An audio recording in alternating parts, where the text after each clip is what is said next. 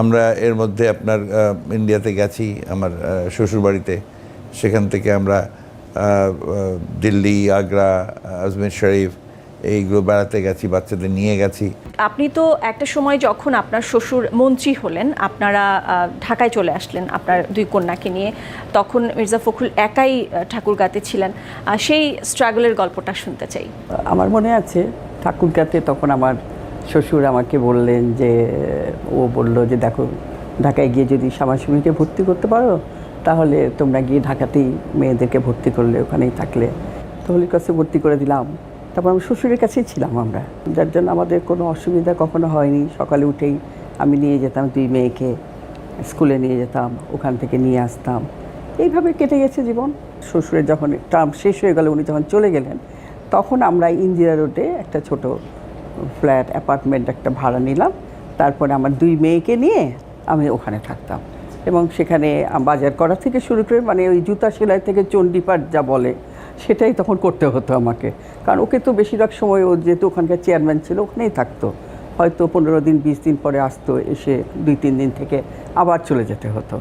আমরা জানি এক সময় এত কাজ করতেন, এত মানে সব কিছু হ্যান্ডেল করতেন, সেই সময়কার কোনো স্মৃতি না, যদি বলেন। আমার স্ত্রী নিঃসন্দেহে আমার রাজনৈতিক জীবনে, আমার ব্যক্তিগত জীবনে, পারিবারিক জীবনে আমার মেয়েদের মা হিসাবে সে অত্যন্ত মানে বলা যেতে পারে যে একটা গুরুত্বপূর্ণ ভূমিকা পালন করেছে।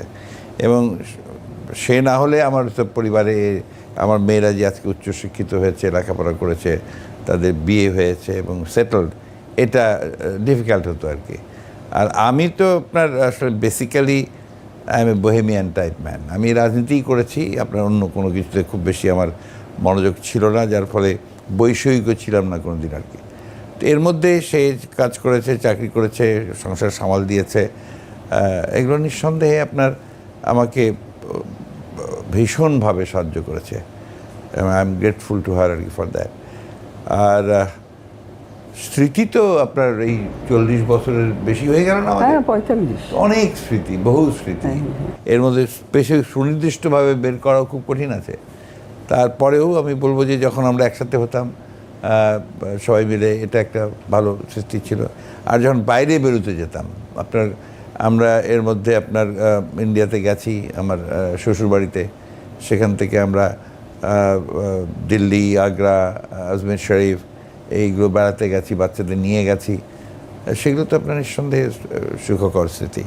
আর পরবর্তীকালে যখন মেয়েরা বড় হয়ে গেছে, বিয়ে হয়ে গেছে, তো বড় মেয়ে থাকে আপনার ক্যানবেরাতে, তার ওখানে যখন আমরা দুজনে একসাথে গেছি তখন বাচ্চাদের নিয়ে গেছি, এটাও একটা আনন্দময় মুহূর্ত ছিল।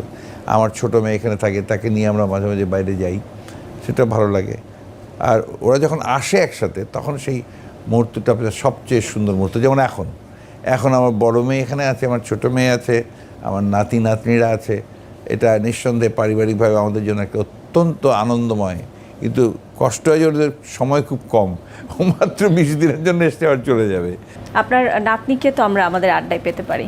হ্যাঁ, পেতে পারেন। আমার নাতনি কই, আসো। সেবি নিনা, নিনা, নিনা, নিনা, তোমাকে ঈদের শুভেচ্ছা। তুমি কি শাই ফিল করছো? ও খুব ভালো পিয়ানো বাজাতে পারে, ও খুব ভালো ব্যালে নাচতে পারে, আবার টেনিস খেলতে পারে, তাই না? টেনিস খেলতে পারো? বাস্কেটবল না? বাস্কেটবল। আমি তোমার নামটা আগে দর্শকদের জন্য বলে নাও। আমার নাম হচ্ছে শেবার ফাহাম। আমি বলি মির্জা, বাট আমি জানি না যেটা রিয়াল মির্জা। মেয়েদের সাথে বাবার খুব অন্তরঙ্গ মুহূর্ত বা খুব চমৎকার কিছু স্মৃতি, এরকম কোনো ঘটনা কি এই মুহূর্তে আপনার মনে পড়ছে?